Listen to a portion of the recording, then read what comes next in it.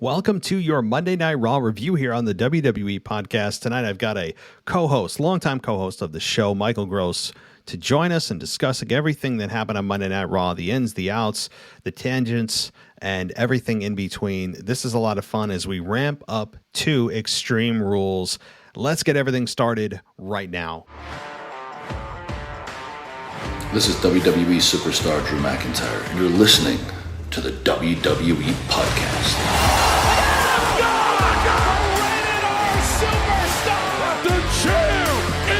The one that everybody wants, me. Becky Lynch is going to WrestleMania. Claymore! Austin 316 says I just whipped your ass. This is my idol. You're going to acknowledge me. Hey everybody, welcome to the WWE podcast Monday Night Raw review. It is September 14th, 2021, and as promised, I do have Michael Gross with me to talk about Monday Night Raw that happened last night on September 13th. All the good, definitely some bad, although I know a lot of you, including some of the big websites, thought this was a much improved Monday Night Raw and the Big E victory for the WWE Championship. Well, I can tell you right now that if you felt what we felt, and that's just utter frustration and disappointment in the Big E victory, then you're going to want to listen to the show. We went through it. I mean, it was like 20-30 minutes for the top of the show discussing the Big E WWE Championship victory that we were not impressed with. And I know we are probably in the minority on this, specifically with our younger audience who probably love Big E and love his gyrating and his hips and his pancakes and his swiveling and his inside jokes and all the nonsense that go with the New Day. But Michael Gross and I were less than impressed with the victory on a lot of levels that you'll have to take a listen to and certainly provide your feedback. I'm sure a lot of you completely disagree, and that's cool, right? It's wrestling. It's a very subjective thing. Send us your voicemails.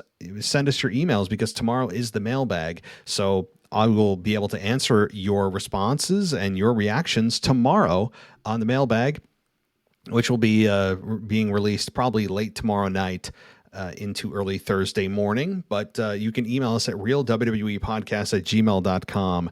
And you can also call us at 518-952-0247. So those are the two ways to get in touch with us. Leave us a voicemail, leave us an email. We'd love to be able to respond to you. But yeah, this was to me, to both Michael and myself, it was not a good day at the office, so to speak. And we go into depth as to why. It wasn't just it sucked because Big E's annoying. No. We really dove into it pretty deap. So if you're interested, obviously continue listening. I hope you are. And everybody else, welcome to the show. We are going to cover Monday Night Raw here at length in a nearly 2-hour conversation with Michael. And always a great co-host, good dude. And, it's always just a pleasure having him on here with so much wrestling knowledge. He knows way more about wrestling than I do, especially historically. I mean, he's an encyclopedia of wrestling, and he's a great resource, a great asset to the show. And I think you'll enjoy us talking tonight. I really will. We do try to stay on track. I know some of you complain that, we go off track too much and we have too many tangents and just get to the point. Well, I don't know what to tell you. We did our best. We went on one or two tangents, but for the most part, we stayed on track for Monday Night Raw and looking to the future and booking and everything else. So one last thing, if you want to go ad free and you're just like, man, those damn ads are interrupting me. Why do I have to listen every time? Well, I can know how to solve it for you. Head on over to Apple Podcasts and click on the ad-free button that's on the page of our podcast, and you get to listen to us completely ad-free. All of our shows, including the Wrestling Nostalgia show that's exclusive to Patreon and to Apple Podcasts.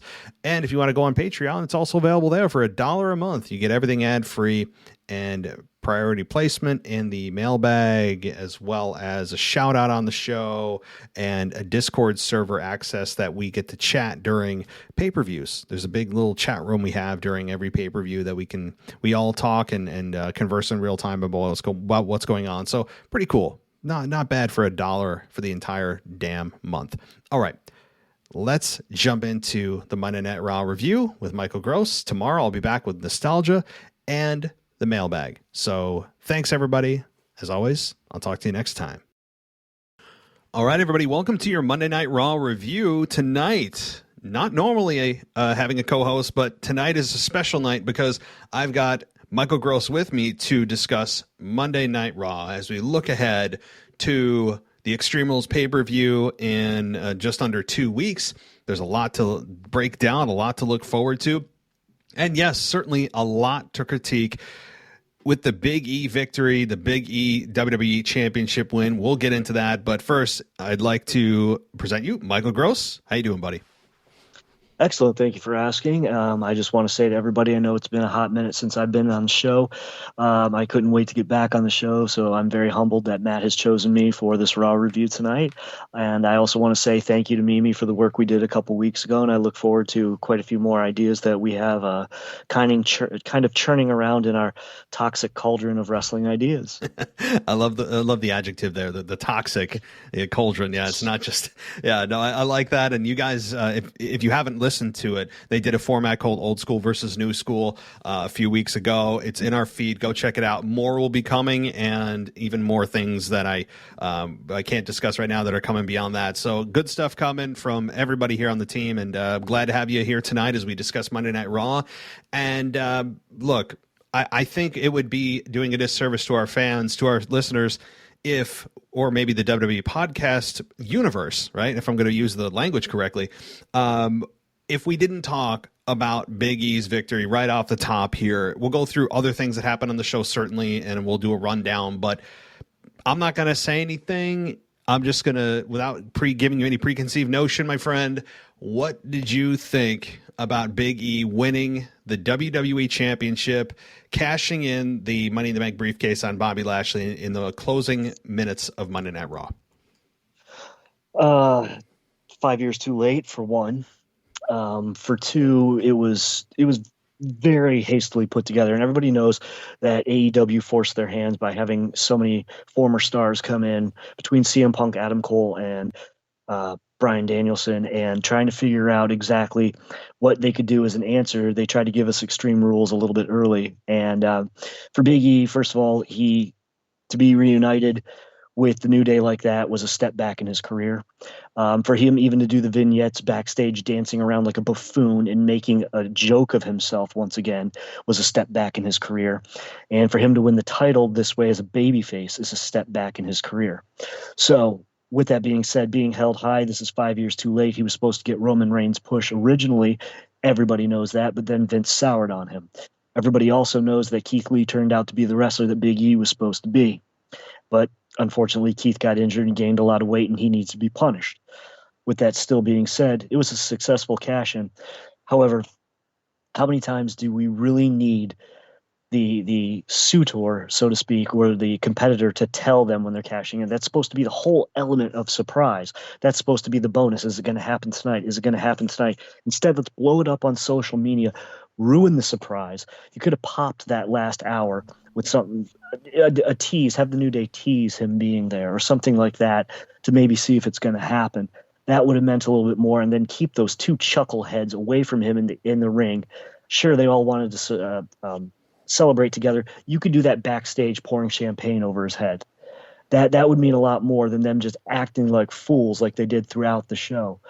Had he won it on a legitimate pay-per-view in front of a legitimate audience in a legitimate contest, it would have meant a lot more, especially if he had a different character, a new character, and a stronger character than being the same old dancing goofball. If I see Pancakes next week, well, you're going to see a really evil version of the Gardener.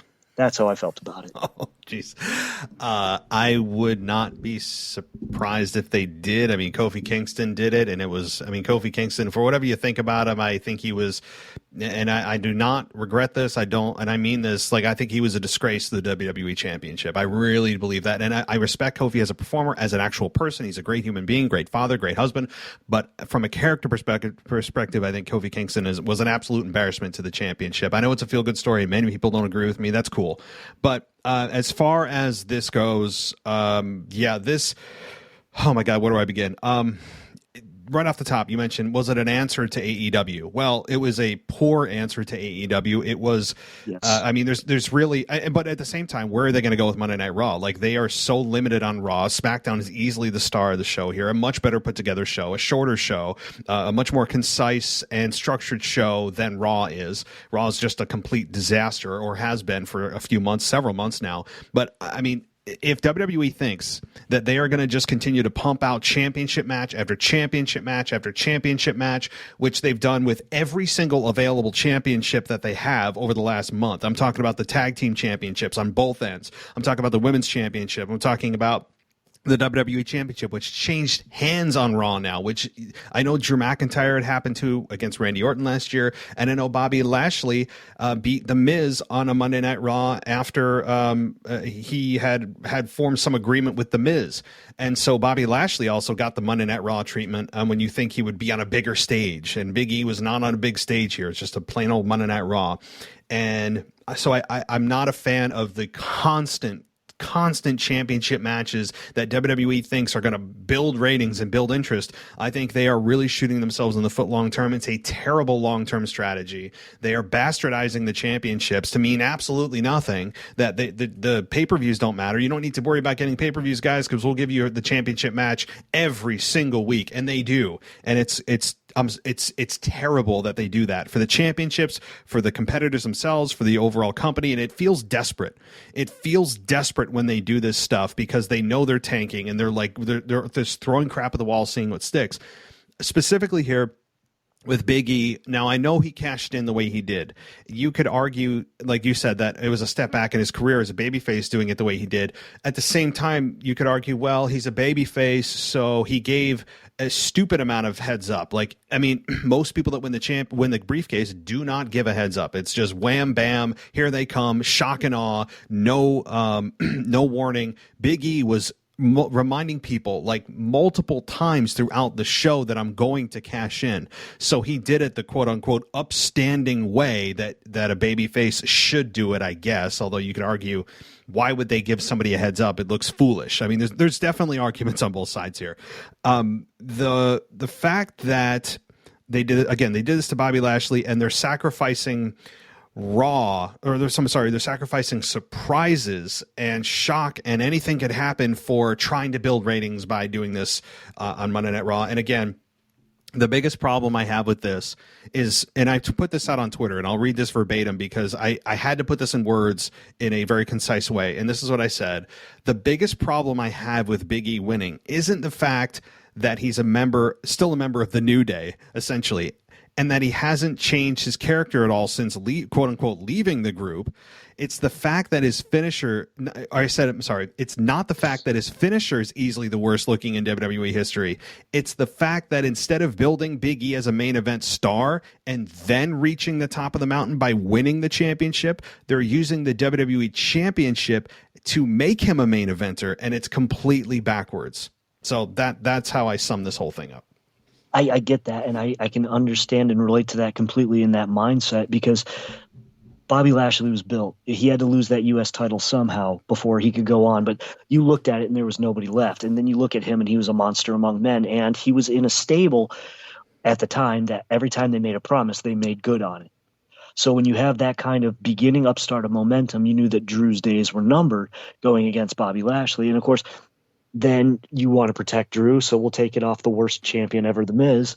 And also, a little bit of irony. Do you realize that I did the Raw review when Bobby Lashley won his title, and now I'm doing the Raw review when he lost it? No, I didn't even realize that.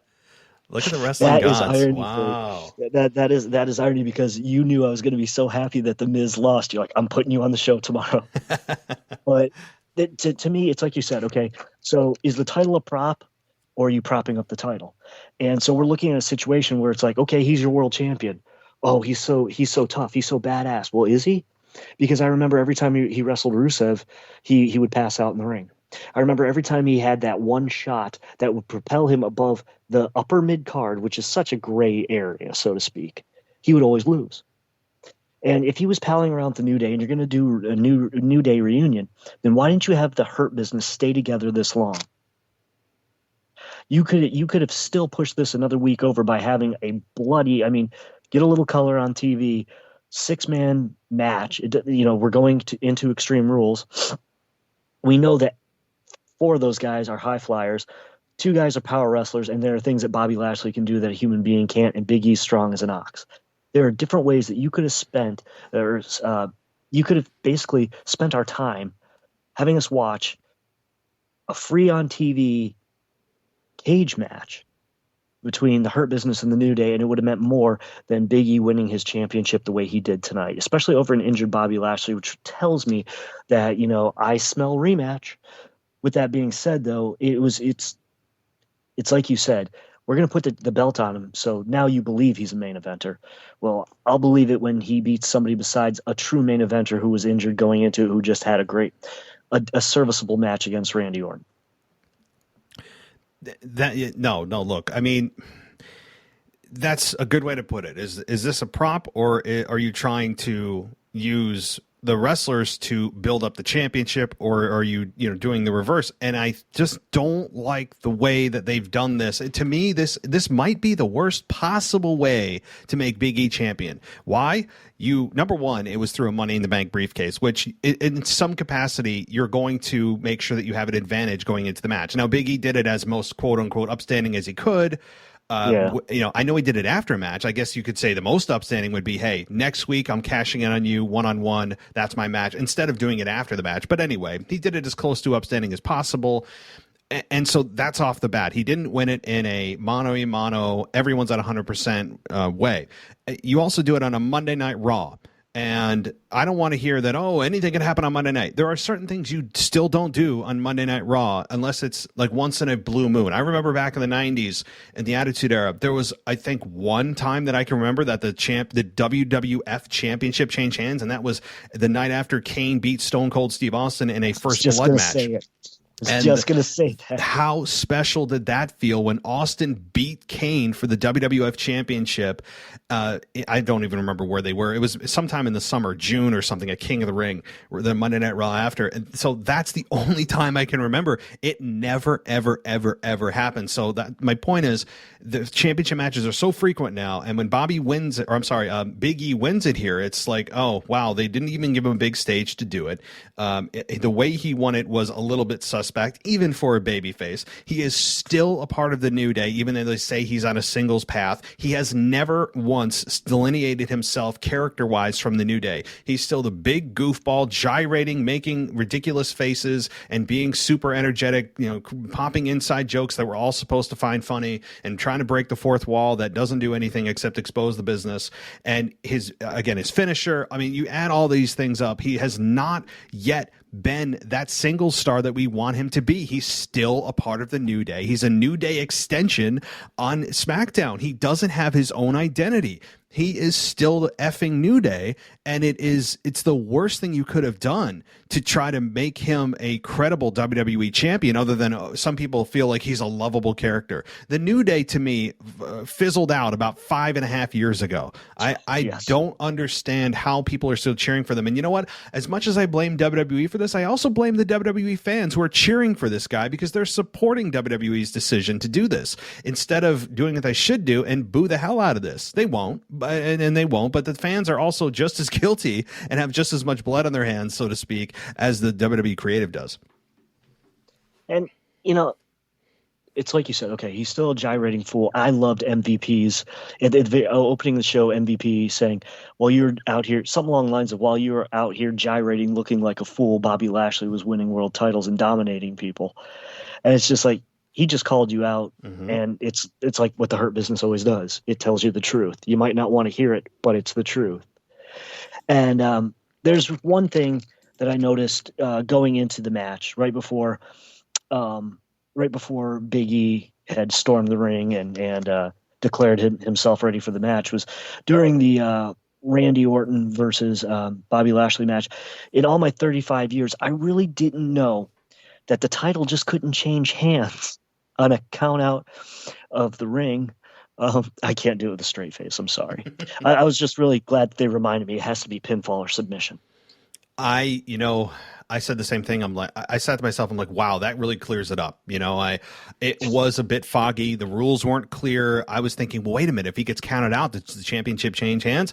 And thank goodness, it's like they were reading my mind. And you know what? If they had a triple threat, I need the rules explained to me at least 5 or 6 times before and after and during the match. Otherwise, I won't understand that the champion can still lose the championship and not be involved in the decision because it's never clear. So anyway, do you have on this specific topic with Bobby Lashley, or I'm sorry, I keep saying Bobby Lashley, Big E defeating Bobby Lashley, do you have any other additional thoughts on Big E specifically winning here the WWE Championship? Aside from a rematch with Lashley, I don't know what to do with him. This is a character, if he doesn't break away from the New Day and they don't do a major overhaul and tune-up on him, change his look, you're going to have to get rid of the other two in the draft. You have to. Because by putting him with them, that crowd is going to turn. They're going to cheer at first because, they've wanted this for so long. His ring work is solid, but it's not stellar. He's strong as hell, but he's got the weakest looking diamond cutter to the stomach I've ever seen for a finisher. This man needs such a character tune-up, it's unreal. And he's got to dump them. So does he go heel? Well, that means nothing as you could go heel with him, turning a double turn with Bobby Lashley, and it could almost work. And I'm not one for double turns, but it will work in the fact that the Hurt Business always makes good on what they said. So they make good on the promise that Bobby Lashley was hurt when he went into it. So they're defending a completely justifiable argument. Then Big E has to use the other two numbskulls to retain the title. I don't want to see an extended program because I rather see the title go back to Lashley because I think this is going to be a very failed experiment. Without the momentum, without the true crowd behind you, there's only so many Drew McIntyre moments where you can turn somebody from so-called upper mid-card to main eventer real fast. Taking out Brock Lesnar's one. When Brock Lesnar took out your whole faction in Japan one by one and gave you all F5s and laid you out, crippled and strewn like death, it's kind of hard to take him as seriously as Drew McIntyre. So my biggest head scratcher is immediately after Extreme Rules, which they've got a week to try to do something and pull something out of their backsides, because if they don't, they're screwed. So we're looking, obviously to me, looking forward, it's going to be a rematch. They have no other way to build a contender like that. But it's the next program. What do we do? Well, I mean, it's like you said, I smell a rematch that has to happen at Extreme Rules, which I think is a foregone conclusion that we have Big E retain. I don't think that they would drop the belt this quickly. I think Big E is probably, unfortunately, going to hold that for several months because there's so many people who have been dying to see what a WWE Championship run with Big E looks like. And you know what? I was one of them, but not in this fashion. I was interested in seeing Big E, number one, in an altered character, an evolved character. I don't need a complete 180 turn to the dark side. You're coming out in just, a black coat and like a tie. I mean, I'm talking just an evolution of the character. I don't need a 40-year-old man out there gyrating and again, doing the same thing. There has been no change for his character in about 6 years. So I wanted to see what a Big E singles run looked like, and we never got it. People could say, oh, he was on SmackDown. Yeah, for like a blink of an eye, he had a serious promo with Apollo Crews. That's when I was getting hopeful right around WrestleMania, and then they just turned him right back to silly garbage and wearing the New Day colors and doing the clap of like New Day rocks, all that garbage that just...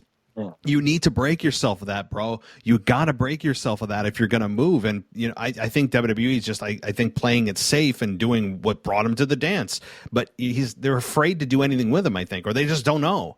But regardless, I was excited to see what a Big E championship run looked like.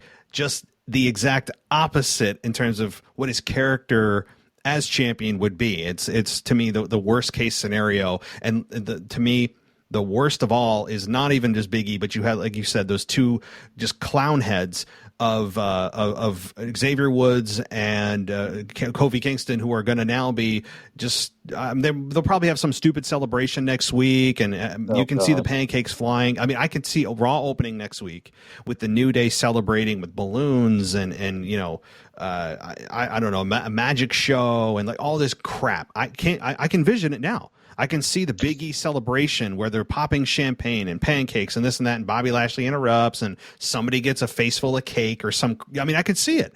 I can see it now. I'm going to one-up you on terrible fantasy booking. They are special guests on Miz TV, who then attacks them and demands his shot at Extreme Rules.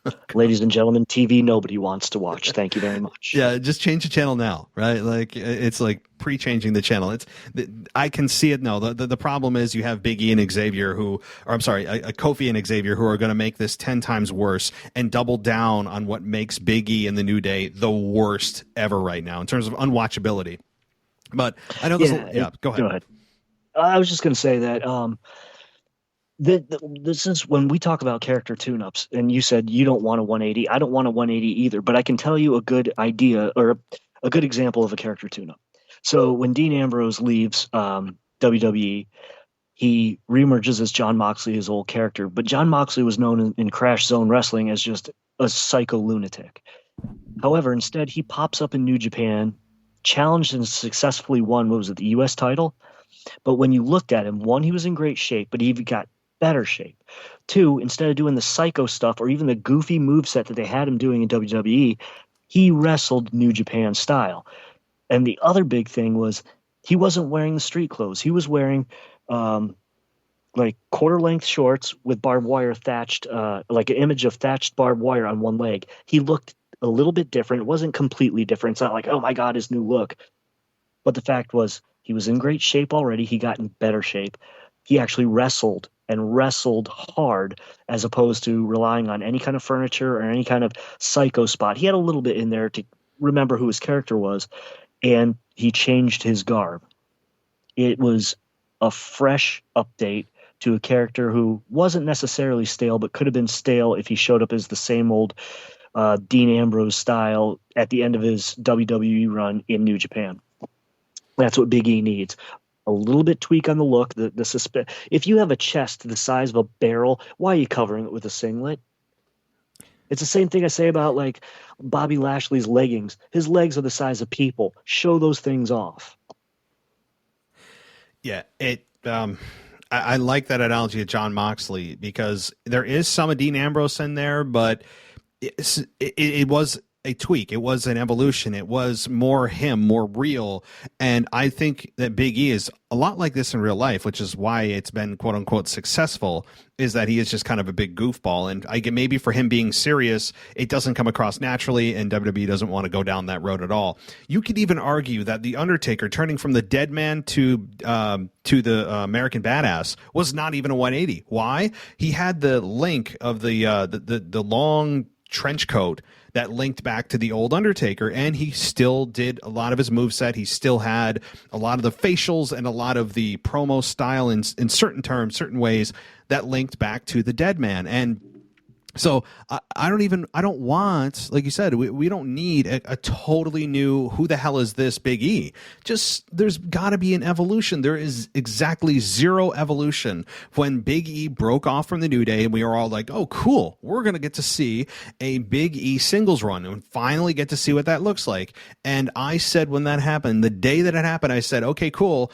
I'm okay with him containing or retaining a little bit of the New Day for a few months, but I need to see progress every single week, albeit very small every week, baby steps that show me that he's evolving away from the New Day character, the colors, the clap, the chants, the facials, the gyrations, the pancakes.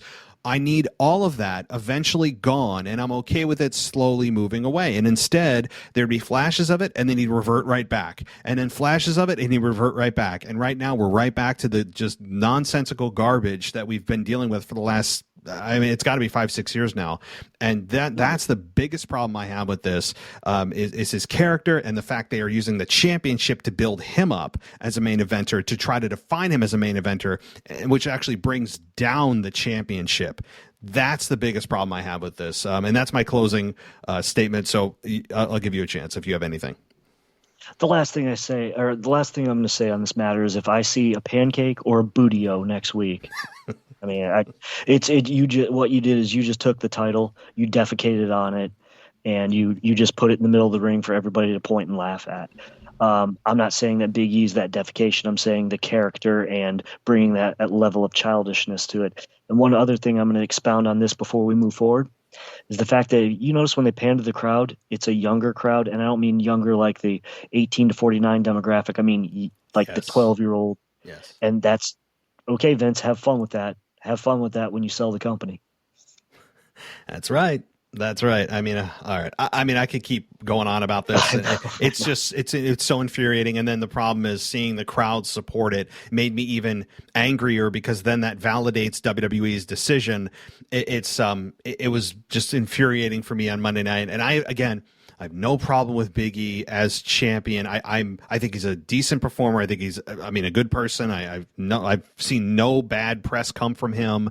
He seems like an upstanding guy. He works his ass off. He's been there a long time. He's in one of the most successful groups in WWE history. All that aside, that's all well and good, but it's a different ball game when you become WWE champion, and you are now, I think, de-escalating the championship down to Big E's level, which is not quite main event yet, and they're trying to tell us he is. So, all right, let's move on. This is just going to be a spiraling down into the abyss conversation. Okay, Shayna Baszler and Charlotte Flair had a match, and I thought Shayna Baszler and Nia Jax were split apparently last week, Shayna Baszler costing Nia Jax the championship, did not split them up. But on Monday night, we got Nia Jax doing the same thing that Shayna did last week. After Shayna Baszler got in a big move, she ends up, Nia Jax, standing on the top rope, distracting the referee, distracting Shayna Baszler, which allowed Charlotte to get the big boot and the victory over Shayna Baszler. And then we get Alexa Bliss coming out offering a gift to Charlotte Flair, which was just the Charlotte Flair version of Lily. This is a very sports entertainment-y segment, but I'll be honest, I unbelievably, I didn't hate this. It's not my style. Like dolls and magic stuff is usually not my style or not my taste. This could have been a lot worse. I'll say that. This could have been a lot worse. And it wasn't my favorite, but I like Alexa Bliss in this position with Charlotte, albeit I think this is about 5 or 6 months too late because I don't think they're catching Alexa Bliss at her hottest. I think that was last year, unfortunately, even the beginning of this year. But we do have a new matchup. People like new. What did you think of this segment? If you loved it, hate it, something in between? Well, I gave the whole segment as let me try this again. I gave the segment as a whole a C+. I'm going to tell you why. First of all, I've been waiting for Charlotte and Baszler to really mix it up in the ring.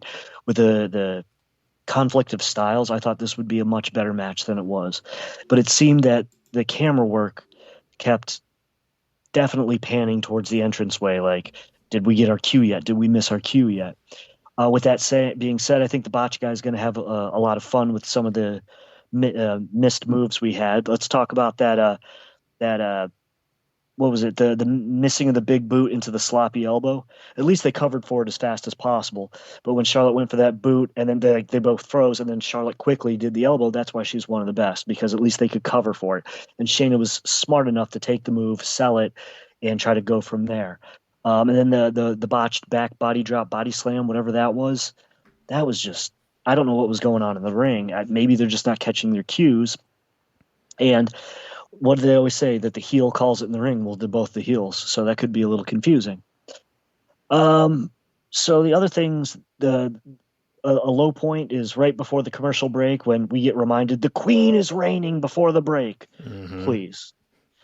Can't you just feel it? I mean, it's hard to interrupt, but we all have like precognition right now. Like before they go to a commercial break, we already know about 5 seconds before they're going to commercial break that they're going to commercial break. It's a sixth sense we now have as wrestling WWE fans. You can always tell. It's like you said, you can always tell. It's like all of a sudden we pan into a wider shot to get the audience in it, and then you can almost hear the audio dimming a little bit. And we're going to take a pause. Well, no joke. Okay, sorry. Might have been watching this for a couple of years. Okay, what did you think about that whole segment where Charlotte does the crotch chop and Nia does the gag? That was uncalled for. It's not like I'm super sensitive, Mr. Heavenly, oh, my virginal ears and eyes. Let's be honest here, okay? It was just, are you trying to be edgy? Because that was a little forced and just kind of made me like go, ugh, come on, guys. You're acting like you're in 10th grade rubbing elbows over a dirty joke. It was a bit sophomoric. It wasn't my favorite either. I wasn't entertained by it. I thought it was misplaced on the show. Like you said, I wasn't sitting there going, that's offensive, right? I wasn't thinking that, but I'm like, why are we doing this right now? Like, I mean, like this feels weird and it doesn't feel like it was placed well. That's what I felt about it. It was just, we're okay. Obviously, with it, we know we have a tease between Baszler and Jax. I mean, at this point, the tease is over the hill. They jumped the shark on that one. They just split them up, let it go. We've got Charlotte, who her main focus now should be Alexa. One thing I will say about Alexa is I think Alexa is a solid in-ring performer. Other people don't think so. Now, she's going to have ring rust. She's going to have a lot of ring rust, and I see that with some. She also had that botched Hurricane Rana. The giving over to the doll, first of all, the old present gimmick, you always know it's going to be something that relates to the character, like, directly. I think that the only time I ever saw the present gimmick work, and it just caught me off surprise, was in the old days of WCW. Johnny B. Bad was wrestling Sting, and a giant present comes to the ring. I think it was a Clash of Champions. Do you know where I'm going with this? Yes. And so Johnny B. Bad is more enamored with what's in the box than Sting is. And to our surprise, they open up the box and out comes a crazy Cactus Jack. No one saw it coming. No one knew why. And Johnny B. Bad, who was the heel, looked like he was scared and leaving a trail behind him.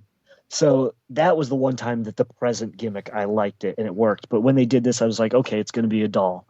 And then you notice it was just a plug for Mattel. Yeah, I noticed that when Charlotte mentioned Mattel. Yes. So aside from the whole thing being botchy, what I can say is Alexa is quite the wordsmith. If she's scripted, at least she makes it flow. She doesn't look like she's trying to remember her lines and having her eyes search around for, like, give me a line or something like that. She's very good. I think she practices way more than anybody takes it seriously. With her in-ring, if she could return to where she was 2.5, 3 years ago with her in-ring, we could have a really good large woman versus short woman match. I mean, I think, Charlotte's got to have her by a foot at least. I think Alexa's 5'3", and Charlotte's 6'2", 6'3". So that's going to create quite a dynamic in the ring. And you know how Vince feels about smaller people. It's a little bit different with women, though. Sometimes, I mean, look at Nikki A.S., whatever needs to go away. We're looking at the fact that, okay, we put the belt on her. It was a fluke thing, but she's so much smaller than Charlotte. Now, Alexa is so much better a competitor than Nikki could ever be. So I think that we could have a really decent match on our hands. Like I said, just for the botches, I gave it a C+, and for the convoluted, how many heels are in this match? You have 3 heels, and Alexa, who's supposed to be a face that a month and a half ago, wasn't she a heel? That adds a little bit of convoluted storyline. So it was a decent enough segment. It just needed better editing, even though they don't edit that much on the fly like they used to. And they could have just panned the camera angles on some of the botch spots, and the in-ring between the two of them went on a little too long. So that's all I had on that one. But I'm also going to point this out before you give me a little shot. Do you notice how many spots we had based on female wrestling tonight? It was quite a bit. Well, I timed it at almost an hour. I didn't time it, but now that you mention it, yes. I mean, I'm not complaining. I would like them to do more. I mean, again, I don't want to see Dewdrop and Eva Marie again. I mean, but that's something we'll get to. But I think with how good SmackDown has been, that maybe that's the one critique that SmackDown has, is that their women's division outside of Bianca Belair and Becky Lynch right now, which is the main story there, they haven't done a whole lot with the women outside of that. In fact, they've actually disrespected Naomi, who is trying to just get on the show, and they're just, shooting her down every week. And it's as if nothing else matters for the women other than Becky and Bianca on the show. And so that's the one thing with Raw, is at least there's other things going on. That's the one thing I can say about Raw over SmackDown. But yeah, you're right. And as far as this segment goes, I was okay with it. Like I said, it's the hokey pokey stuff is not my favorite, but Alexa Bliss is all in on this character, which really, really helps. Even if it's a character that is awful. And I don't think Alexa Bliss's is, but if you have a character that's just god awful, if you go all in, at least the fans will go, all right, well, they're dedicated. And you can see that they're not just giving you a wink and a nod like, yeah, I know this is terrible, but I have to read my lines. I think Alexa Bliss, like you said, doesn't feel like she's reading anything. And she is so good. She's got such a presence on the mic, and her body language, the way she delivers her lines in certain ways, I think is better than Charlotte, as great as Charlotte is. So she was all in here. There wasn't any hocus pocus with, lightning striking or the lights going out and people teleporting. This was just a straight up, hey, here, Charlotte, I want to give you a gift. We saw what it was. And then we had Charlotte disrespect her. And then that's when Alexa Bliss snapped and attacked Charlotte and did an awesome, what's that maneuver? You're better at this kind of stuff than I am. What's that? Is it like a sunset power bomb?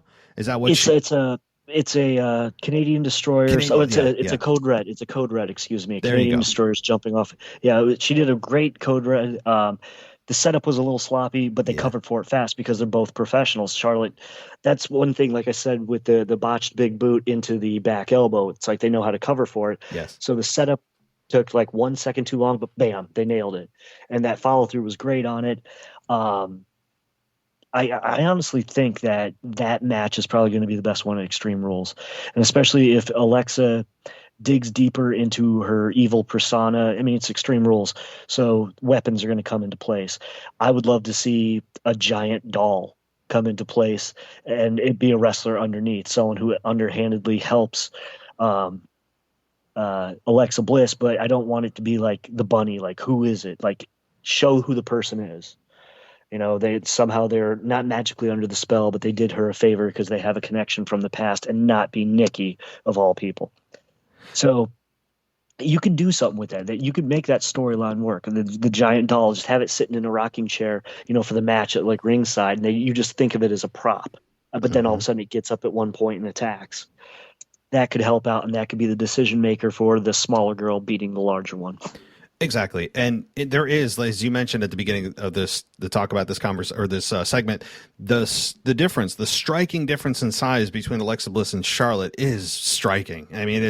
I forgot how big of a difference there is until they stand side by side, and she's 5'0" while she's, 5'10" or whatever. It is a big, big, big difference. And that's okay. I'm okay with that. I know that Vince has a big problem with that, with size. Size has always been a thing with him, but I'm all for Little Miss Alexa Bliss here, trying to overcome the much larger, much more athletic, much stronger Charlotte Flair. It's going to be a fun match. And, I think that while the size difference is striking and very significant, I think they could end up having a very, very good match. I think they could have a better match than Rhea Ripley and Charlotte Flair put on. There's a chance of that too, because I've missed Alexa Bliss in action. I know what her character is about. We've seen her character for about a year now, and it feels like she's had so few matches, and just it's been all talk, all backstage, all playground, all dark and evil. And it's like, okay, are you ever going to get in the ring? Like, what are we doing here? And I think the fans started to grow weary of it, and it's like, all right, well, if you're never going to do anything or attack anybody, like, I'm done with this. And I think that's why a lot of fans were like turned off by it. So now that she's getting into the ring, I want to see what I've been missing from Alexa Bliss for like a year now or more, since she was intercepted by the Fiend, a number of months ago. So she's pretty good at stealing things. She stole his gimmick. No, honestly, I want to see what Alexa Bliss brings, because she's definitely a huge X factor. And like I said, a few years ago when she was actually wrestling full time, no one expected her to become as good as she was and become, as the pompous beauty, beautiful, snide BITCH, you bought her. Well, now I'm buying her because she is embracing this gimmick so much. I think it's more a person who's off a rocker who wants you to think they're crazy as opposed really is.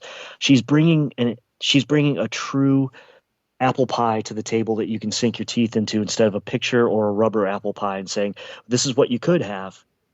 But, you're bringing like something great. You have two characters. That's the thing. You have the best, the queen of the ring. You have, the best female performer. And then you have somebody who's going to be the ultimate thorn in her side because she's going to take your scepter and break it in front of you and then dip it in tar and hand it back to you. That's what you have. I have two actual living gimmicks that I can work with right now. And that gives me two characters, and that gives me interest, and they're building storyline. And you know what? They didn't give it away tonight. They didn't have those two wrestle in an inconsequential match. We had a little scuffle. They both got out. They stared at each other. We also had the backlash of Nia Jax and Baszler, so Charlotte's not ready to go, even though she has superior size. So they didn't give it away on free TV. I'm all for where this is going to go on this one. Like I said, it was only C+ segment because of minor botches here and there, and because you had a heel tag team screwing each other against the heel queen of wrestling. It was too convoluted in that aspect. Thanks again to Declutter. Yeah, definitely. And I think I've kind of said everything I need to say in this segment. I mean, it was better than it could have been. When you see a gift in someone's hand and you're like, oh God, there was this gobbledygooker, right? Like, I mean, is there a giant egg hanging around somewhere? I mean, it does get a little bit like, oh boy, here we go. I mean, I've seen some examples are like when we had Dean Ambrose and Seth Rollins, who were feuding in 2015 or so, and Dean Ambrose was filling a briefcase full of slime and just doing like Nickelodeon crap, and like, anytime they bring slime into the equation, it's a bad day at the office for me. So I'm glad that this actually made sense, and Alexa Bliss is all in, and I had no problem really with this segment. So all right, let's move on. And this is something that actually was not on the Hulu version, but I ended up catching, was the Viking Raiders and Drew McIntyre versus Veer, Shanky, and Jinder Mahal. This one saw Drew McIntyre nailing the Claymore for the victory. It was a short match, but it didn't even have time for Ivar to be the legal guy. I mean, that's how he wasn't even able to tag in. Boy, oh boy, has Drew McIntyre had a fall from grace. Oh my gosh, yes. But go ahead. Okay, so I watched all my stuff on Sling this week, so I got the whole kit and caboodle. So basically, we start out with your cheap heat. You got Drew in the ring, and he's waiting. The heels come from behind, so you have Jinder, Veer, and my boy Shank Nastay, okay? And, of course, they're beating him down. Vikings to the rescue. My notes are, first of all, Veer spent way too much time in the ring. Shank Nastay is definitely too green. He's too green. These guys have taken the role of the Big Show and Kane as the giant enhancement talent. You're going to hear it here first, ladies and gentlemen. Mark my words. In 2 years, if these guys are employed still, I'll come and buy you dinner anywhere you want. Okay, because if they are, they're going to be seriously counting ring lights for the rest of their lives. These guys have nothing to offer. They're forced through the system way too fast. I don't care how tall they are. The Great Khali was tall too. And tell me about those epic matches. Why we still have a Drew Jinder program is beyond me. And I think I don't know which one's Eric, which one's Ivar, because they just turned me off with that name change. But I think it's Eric with the beard. I don't even think he had a moment of in-ring time. I mean, this was in, slop, Veer in, tags out, Veer in again, tags out, Veer in again. It was really, really weird. Shank Nastay gets in there, gets beat around. It's over. And the faces celebrate in the corner, and it just kind of left you going, I need some time filler, huh? I don't know what they're going to do with Drew. This was, I think I've come to the conclusion that I'm actually not really worried about Drew right now. I'm not at all. And the reason I'm not is because it's clear they don't know what the hell to do with Drew right now. And the reason is for that, you are at the end of the draft cycle from last year. We're about to go into another draft, presumably next month, that'll shake everything up. And that's where Drew, I think, will reinvigorate his career and have some fresh matchups. Maybe he finally gets to Roman Reigns, and there's some Seth Rollins, and like he's able to mix it up with the guys on SmackDown. So I think that it's not really concerning right now for Drew per se, because they're like, hey, hang tight, man. In about a month, things will be better. You'll have fresh new opponents. Maybe you'll be going to SmackDown. And that's where Drew is at. He's kind of in a lull, and that's fine. I think Drew actually, in a way, needed this because fans were so sick and tired, myself included, admittedly, of seeing him in the championship picture week after week after week after week for 18 months straight, either being champion or chasing the championship or talking about the championship. And it was just time for him to do something different. So in that respect, I'm cool with it. He needs to, I guess, be broken down to be built back up, and it's the natural cycle of things. And he gets the victory here. He hits the Claymore. I have no problem with that. And he's just in a holding pattern until the draft. That's how I look at this. Yeah, I mean, the big money is going to be a program with a rematch program with Roman Reigns. You and I've been talking about this for a long time, and once they figure out what they're going to do with Roman and Brock going forward, the next person that they're going to slot into that against either of them, unless they do their almighty triple threat, and the championship cannot change. Okay. Then that's where his money is going to be. So he's going to be in a holding pattern, and they might give him Extreme Rules off just to make sure that when he eventually goes over to SmackDown that he's going to be 100% and ready to go. You can't. The only other thing I can see in his foreseeable future is maybe a triple threat match against, a Jinder, Veer, and Shanky at Extreme Rules that might last all of 2 minutes, bell to bell. Yeah, exactly. That's there's Reese. He's getting crazy. Sorry about that, folks. So it's like you said, they don't know what to do with him, but they've got their eyes on a big money prize, and that big money prize is he and Roman Reigns working a program. So if Roman Reigns drops that belt to Brock Lesnar, Roman Reigns already has an opponent, and then you got to figure out what to do with Brock. Boy, they shouldn't have gotten rid of all those really incredibly huge guys that they let walk, huh? Amazing. Now they're looking back saying, damn it. And now AEW is building on a lot of what WWE has let slip through their fingers, but that's another topic for another day.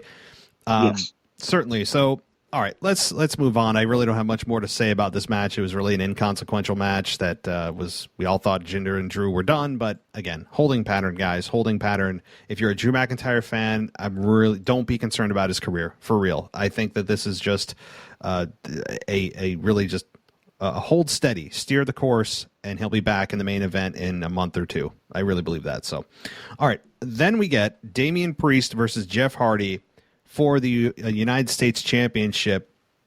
And I just have one overarching thing to say about championship matches, and it's not they do it too much on free TV. I've already said that. It's the fact of how do they set these matches up? Because sometimes we hear about contenders matches, which they still haven't defined what the hell that is. Is it a number one contenders match? Is it somebody that's in this match, and if they win, they're considered a contender for a future opportunity, which is extremely vague. And yet, if that's the case, then why do those contender matches if you're going to stick somebody out of nowhere in a match with no explanation like Jeff Hardy? And I have no problem with I like Jeff Hardy, legacy talent, legendary talent, but he's been losing week after week after week after month after month after month. The only victory he's had, I think, in the last 8 months has been against Karrion Kross on his debut on Monday Night Raw. So that's it. That's the only victory I can think of. So I don't know how he qualified for this. We're told that contenders matches matter, yet Jeff Hardy was placed into this with no explanation. Same with Alexa Bliss and Charlotte Flair. I mean, there's no consistency with how people earn championship matches, and there's no explanation of what the hell a contenders match is, or how it works, or what it means for the talent winning it. There's no such thing as a number one contender anymore. There's just this pool of ambiguous contenders that we're supposed to say, yeah, just kind of stick your hand in a hat and pull one from there, and that's who earns the championship. championship match. It's bizarre. So that's number one overarching. Just kind of, I don't understand that logic. But this match was okay. It was a little bit not convoluted, but a little bit discombobulated is the word I was looking for. And I think that's only because they haven't worked together very much. And it wasn't super botchy, but it wasn't super smooth. And I think that just comes with not understanding each other's styles. And Jeff Hardy obviously is a aged talent at this point, albeit he is still pretty limber for his age. I thought it was fine. You had of course Sheamus attack Damian Priest as soon as the match was over after he won, and he took out Hardy for good measure, but I guess Priest nailed him with his own bro kick, and then Sheamus kind of rolled out the ring, and that's the match that we're getting at Extreme Rules is Sheamus versus Damian Priest. So overall, I thought it was an okay segment. I mean, I don't mind seeing Jeff Hardy out there. I think we have to appreciate seeing Jeff Hardy at this point in his career, because you don't know how many times you're going to see him again. I think it's not even question. He's at the end of his career here. So what did you think? Well, Damian Priest starts out the segment by saying that he wants to face somebody that he truly admires, Jeff Hardy. And I'm thinking, man, that guy's DUI record. Are you going to take on the Usos next? Oh, so then I thought, okay, so we're talking a man that you admire who can't win unless you're trying to outright bury Karrion Kross. Back and forth was good up until they were having their little scramble next to the ring apron, and then all of a sudden they started going in slow-mo. I mean, not super bad slow-mo, but they were wrestling slower, like they had both lost a step, and not skill-wise. I mean, they just slowed down. And I thought, okay, is this for Jeff's safety and well-being, or did they forget what they're supposed to do? Then once Sheamus came out, I said, okay, we lowered this from predictable to lower than mediocrity. Mm-hmm. Because we knew it was going to happen. There's going to be a schmaz at the end, and there's going to be a little beat up and whatever else. So it started out okay, but like I said, once they got to that spot next to the apron, they got in slow-mo for a couple minutes, and then when he hit that reckoning, that looked awful. It was bad, yeah. I know Botch Guy is going to have a field day with all these tonight. It just looks so like he fell down or something like that. And I mean, Hardy sold it, but it seriously looked like he slipped in the ring or something like that. Now, obviously, of course, we had the typical post-match beatdown with, getting the positive heat back. I don't know where we're going with this one because, okay, what do we do? Hot potato and put the belt back on Sheamus? Is anybody going to care? If you keep the belt on Priest, can we make the belt mean something again? Or is it going to mean more to walk around with a briefcase? That's what's happened to our belts. And of course, the hot potato given away on free. You and I have talked about this. Damian Priest has quite a future ahead of him. I think he's come a long, long way from when I watched him as Punishment Martinez. That's for sure. His ring presence is always improving. His skill set's always improving, but when he botches, it's not that it's terrible. It's just like that looks so sloppy with that reckoning. And then when they went into the slow-mo, I don't know what happened. It's like some kind of tractor beam was above their brains, and they just both drew a blank. Now, of course, Extreme Rules, I think every match is extreme. This is why I can't stand TLC, because even if it's a chairs match, somehow they use other weapons. It's the same dang pay-per-view between the two of them. It gets monotonous, so why have the two of the same in the same year? I'm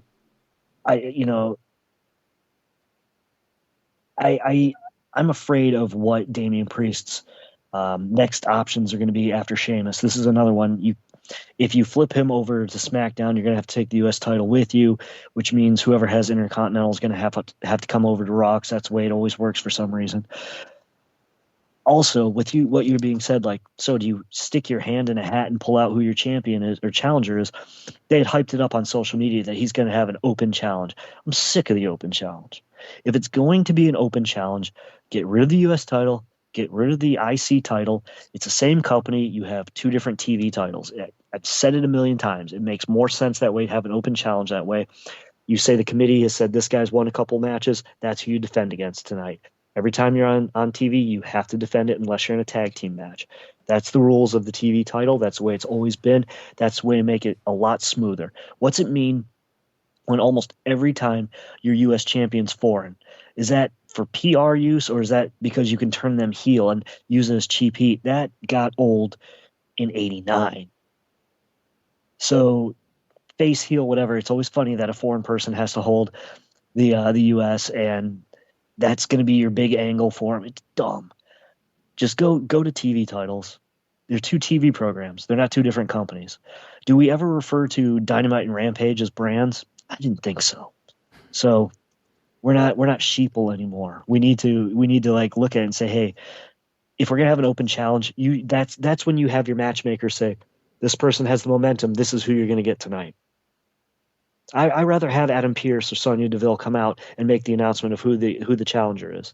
This person lobbied for it, made a really good case, and they've won 2 of their last 3 outings. It was going to be this person. However, they're not here tonight, so this is who you have.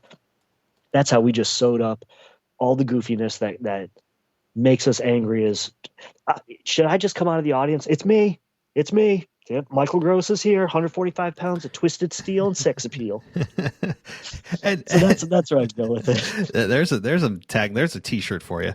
I will say it, and also, why the hell do we need contract signings for some matches and not others? And I don't want to hear it. Oh, well, it's for only championship matches. Nonsense. I've seen championship matches made on the spot with no contract, and somebody just calls somebody out, or somebody comes out and challenges somebody, and boom, you get a championship match. And there's no contract signing. I mean, so I hate to look at wrestling through that lens because it's pro wrestling. You have to kind of, just dislodge your brain at times. But there's that, and the contenders thing doesn't make sense. And like, there's so many little things that I'm just like, there's no rhyme or reason for it.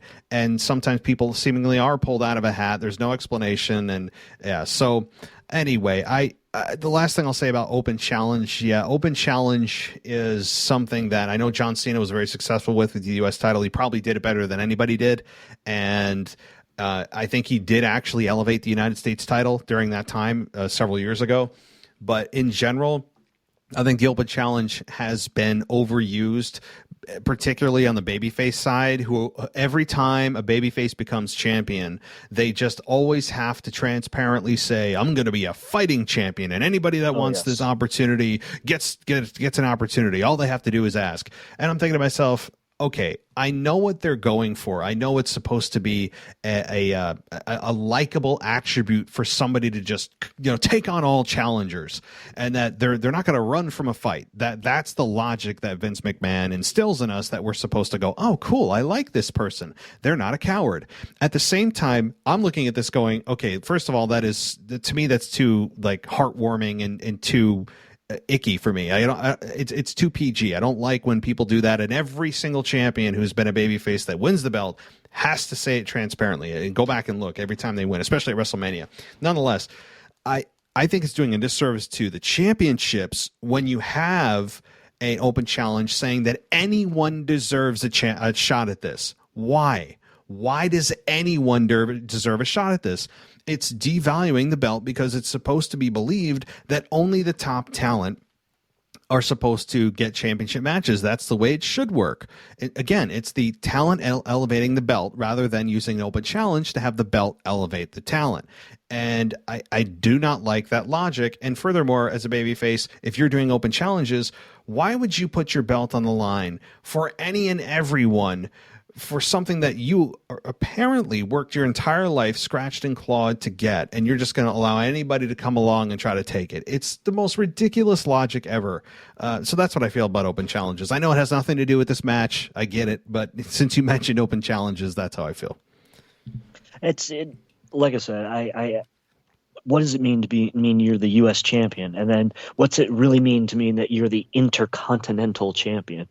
And the Intercontinental title was created so it would be bigger than a U.S. title. It's so strange how they have both of these, and it just do away with the title names, make them TV titles because they're TV programs. It makes the most sense. And then your so-called authority figures chooses who they are, and it creates an easy main event. Who is Damian Priest going to defend the TV title against tonight. That way we don't always have to close the segment with the world champion or close the segment with the world's women's championship.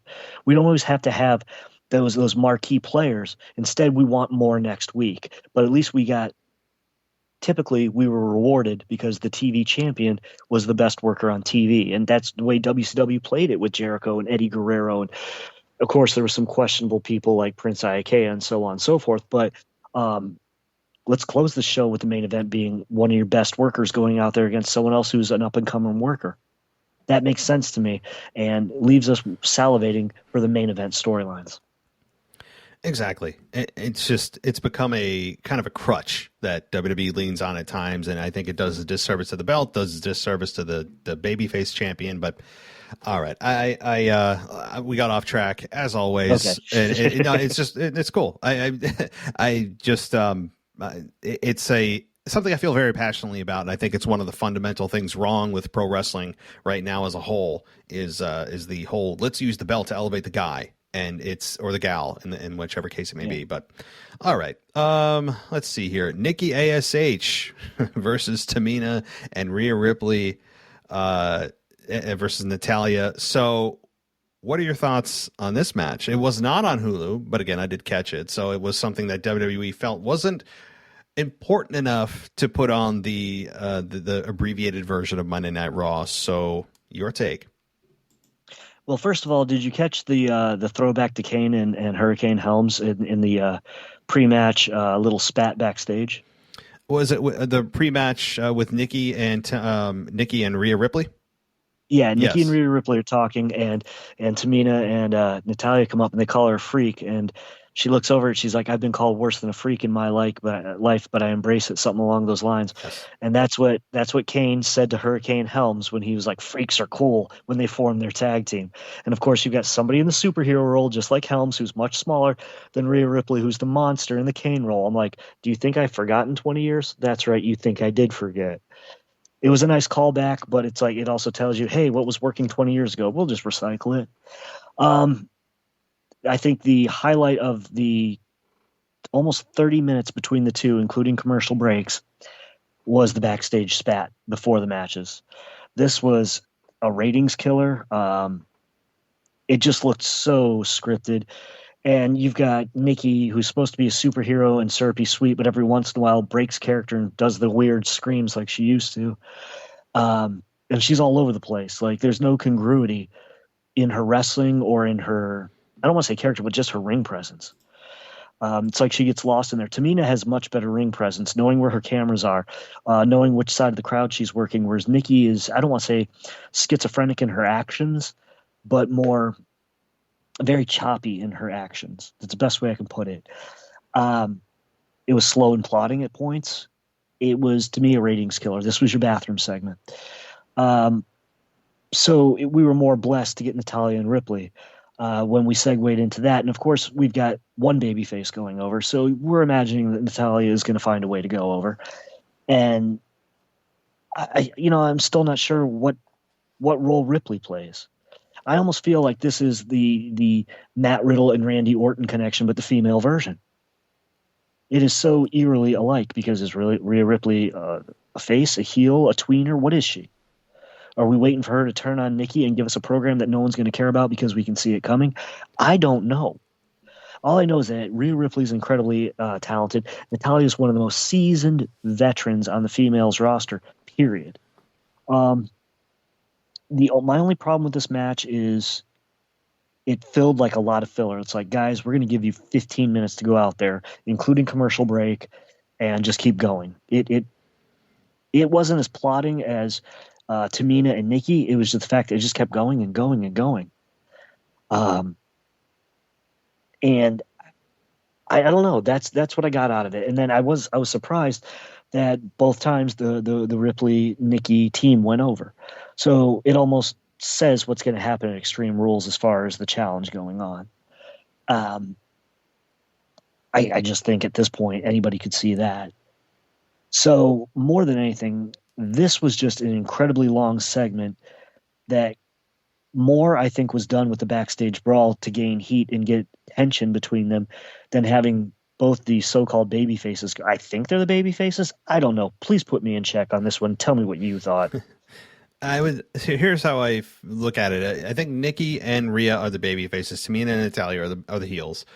Rhea Ripley is a slow transitioning to a baby face because Rhea was bouncing so much back and forth. I lost track of where the hell they're trying to position her. I think they finally landed on her being a baby face, and like you said, the outcome here seems a bit predetermined, that it's going to be Nikki and Rhea Ripley getting the women's tag team championships. I think that is probably where they're going.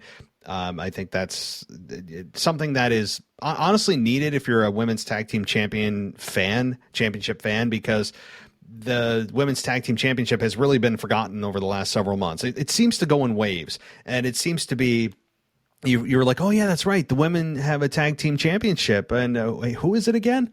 And then somebody of substance wins it, and they hold on to it for a while. I mean, which Nia Jax and Shayna Baszler, I think, for all the complaints we have about Shayna being in a tag team, they did bring some relevancy and credibility to the championships, and they held them for a while, and then they dropped them, and then you're like, wait, okay, so who's on it now? And it just goes through this disappearing act every few months. And I think Nikki and Rhea Ripley, when they win them, are going to bring them back to relevancy, and they'll have some fun with it. And it is a Randy Orton Riddle dynamic where you have the kind of annoying older brother, or an annoying younger brother, in this case, annoying younger sister or friend, and you have the more mature, more seasoned, more serious older brother, older sister. And that's the dynamic. It's the exact same chemistry with those two. And I don't think Rhea's going to turn on her yet. I think that'll happen after they eventually drop the championships. Of course, they have to win them first, but that's where I think that's going. And these two matches, Nikki versus Tamina and Rhea Ripley versus Natalya, I don't have a ton to add here other than it's setting up these teams for a match at Extreme Rules. Yeah, it's basically a slight commercial. I just didn't like the fact that both members of one team won. It give us at least, I hate to say 50-50 on it, but it seems like you already have your victors in hand. So it almost makes it too predictable to say who's going to win at Extreme Rules. Go ahead. No, and the one thing I say, I hate saying that the women feel like a bathroom break, because that's how what we used to say during the Divas era. Is like, the women, they were a built-in bathroom break. They really were. And that was, that's what ultimately propagated a give the Divas a chance movement, which ultimately led to a women's revolution, and then here we are. So I don't like to revert back to saying these women felt like a bathroom break, but they did. And it felt like old times again. Not that that's a good thing. So that's all I had to say on that. You have anything else before we move on? I think what would really give the women's division on Raw a nice kick would be in the impending draft if Toni Storm comes on over. And then we've got some decent work with Rhea. We've got some fresh work with Charlotte. We've got fresh work all over the place. And just with Toni Storm has something to offer, being British, being different, using a little bit more of the, I don't want to say the catch-as-catch-can style, but she also wrestles, not necessarily British strong style, but British. She has some small elements of British chain wrestling. She has personality. She has personality to almost create a gimmick. It's a charisma. She has a charisma of her own. So I think that she can add something, whether face or heel. She can work either way.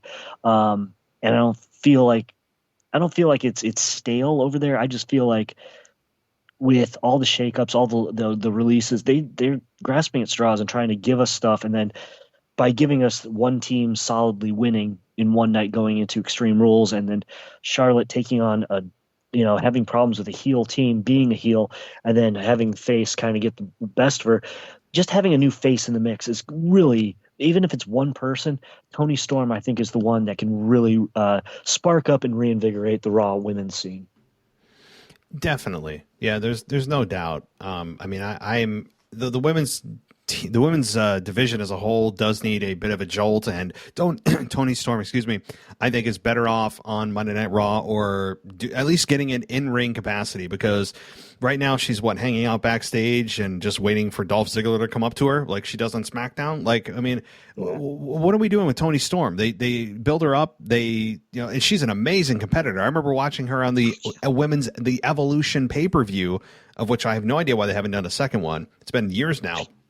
And watching her, my jaw was dropped. I was like, holy crap. Like, why is she not on the main roster? She comes up to the main roster and she's hanging backstage and like catering. I'm like, what are they doing? So yeah, if they're not going to use her other than just kind of a prop backstage for Dolph Ziggler to flirt with, then get the hell over to Raw. Do a trade. Why waste another month and a half, 6 weeks, whatever it's going to be till the draft sometime in October, and bring her over. The women's division needs a lot of help right now. So, all right. Well, let's continue on here to the New Day. Mustafa Ali and Mansoor, or Mustafa Ali, take your pick. It's like Omos, whatever. Mace, T-Bar, Omos, and AJ Styles on the other side of the ring. And what'd you think about this, Mr. Gross? Okay, this is an interesting match to me. Obviously, it's tag team turmoil, trying to put as many people on Raw as possible to see who's the people or person that pops the ratings the most. And of course, AJ is going to be AJ. The New Day, how many segments do we need to have these guys on? That more and more that overexposure is just making it. It's not channel changing heat, but it's just like biting your knuckle and praying whoever they're wrestling beats them. The people I'm surprised with the most, Mace and T-Bar. Honestly, their face paint needs a little work. It looked a little cheap. I don't need full on face paint. No, seriously, it could use a little bit of a tune up on the face paint. It just didn't pop enough. I don't need it to be over the top, because then they're going to have like crazy matching singlets. I don't want that. I like the way they look tonight. Just let's do a little bit more with the face paint, just a little bit. They were obviously the spotlight. If you noticed, everybody else was standing in the ring. They got a backstage recording segment as well as a full-on intro. They're trying to create the story about Mustafa Ali and Mansoor kind of being the scrappy underdogs. Of course, Mustafa Ali being their former boss, which that one fizzled. And can we just call them Retribution? Why not? They were Retribution. They're the only ones left from it. Just give them the name. Or you could tweak it a little bit and be like Retribution X, or, I don't know, Attribution, whatever. But the point is, it would definitely behoove them to have a tag team name, because they actually looked like a real tag team unit out there, and they looked like a couple of guys you didn't want to meet in a dark alley. Now, I don't know why they did all that work with Dominic Dijak or Dijakovic, whatever surname he used, as like a shoot style wrestler down in NXT, when they were going to, mask him at first, then make him part of Retribution and everything else. I think also Retribution was a grasping at straws when they didn't know what to do, when so many people were out with COVID and so on and so forth.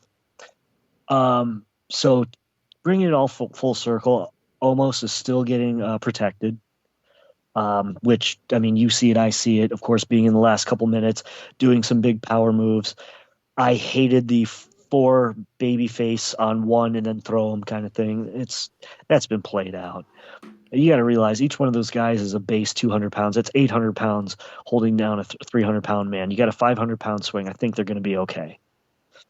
That's just a played out thing since the Andre days. But Andre was so incredibly huge and so incredibly thick at each point that sometimes they'd bring in like 150-pound guys, tell you they were 220 pounds, and they couldn't get their arms around his leg. I bought it then. That was the showmanship. That was the carny.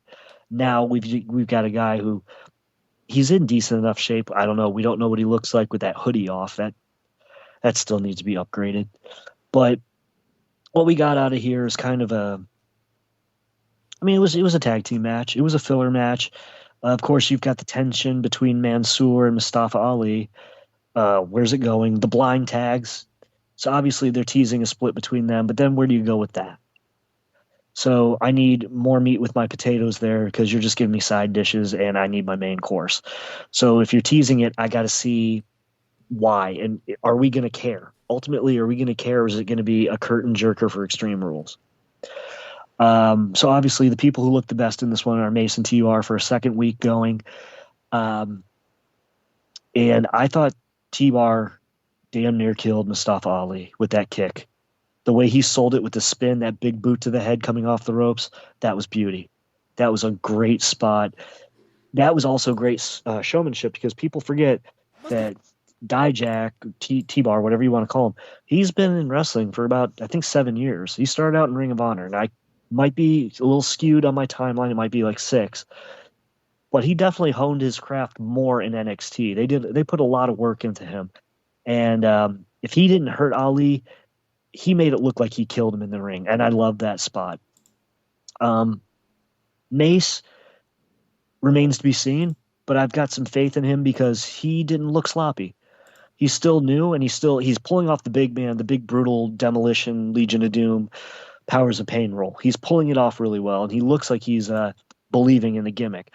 So if you get them both believing in this gimmick a little bit more, and not starting to live the gimmick, but show that they have confidence in the gimmick, I think we might have a dominant Acolyte style, or not necessarily Brothers of Destruction, but Acolytes, or I guess Acolytes would be the best way. APA. You might have your next APA. They don't need the belts, but if they have them, you better stay out of their way kind of tag team. And that's who's being elevated right now. As well as Omos, who is, continues to, you got your big man in there, you know what to expect, and it's not fair. I know some people are saying, oh, you can't wrestle, he's so limited. He's like 7'4". You can't hold him to the same wrestling standard as, like an AJ Styles. His body will not allow him to do that. He's not physically capable of it. And you need somebody that's a different style. You don't need everybody wrestling and looking the same. So I'm actually an Omos fan. I know that he is limited. He's a bit rusty. He's a bit green. That's to be expected. So I think Omos here getting the victory, doing his, and I don't know the name of his finisher. It's just a double choke slam, unless there's a name for it I'm missing. He gets the victory here for his team. I'm fine with it. And, Omos has yet to actually even take a finisher, much less be put on his back and take a 3 count. So I think that Omos is going to have some really cool matchups in the future. Probably meeting Bobby Lashley again at some point. That was a cool moment last week on Raw. Those two getting in the ring. I got to admit, I was like, all right, there's something here. I want to see this. And it was designed that way, and it actually was executed correctly last week. And this week, him getting the victory just continues him on the path of building him to a mega star, I think, eventually. I think it's going to take more time. I'm not ready to shoot him to the top and make him champion or anything like that, but I'm cool with the big guy here and having him build slowly over time. And they're doing a nice job with Omos, I gotta admit. As far as Mace and T-Bar go, I still think they have the stink of Retribution on them a little bit. They're starting to wash it off, but it's not totally gone given how terrible Retribution was. But yeah, with Mace and T-Bar, honestly, one of the worst, if not the worst faction of all time was Retribution, in terms of logic, in terms of consistency, just all the way around. But Mace and T-Bar, in terms of never getting a win. Never getting a win, and the logic of, hey, let's destroy some crap and then have WWE award us with contracts. Figure that out. So Mace and T-Bar right now, I don't think they know what they are. I don't think they understand their characters, which is why you're seeing that just generic kind of, let's just put paint on to look like we're wrestlers, to make it look like we're not so plain. Let's just put paint on us randomly, not, understand why we're doing it, what it's for, or anything. There's no meaning behind it. Let's just do some generic wrestling stuff so we don't look so bland. That's how I feel like they are. And they talk in like a deep, kind of scary voice backstage. They haven't found themselves on the main roster yet, and that's okay. I think that what they showed last week was a good thing in that they showed viciousness. They took out who was it? I can't remember who they took out last week. And they showed dominance. They showed aggression. They, even in a loss in the tag team turmoil match, they made, as WWE loves to say, they made a statement, and they did. So I have no problem with that, but they don't know what the hell they are, clearly, in their promos, who they are, what they are. They feel kind of, unfortunately, like a who was it, Ascension knockoff, and I hate to say that, but like, I know the Ascension it felt like a knockoff of Legion of Doom with their outfits, and it just, I don't know what they are yet, and I need them to give us something other than just generic things with them. And anyway, so I'm down on it, but I also am willing to see what they do because they showed some faith last week.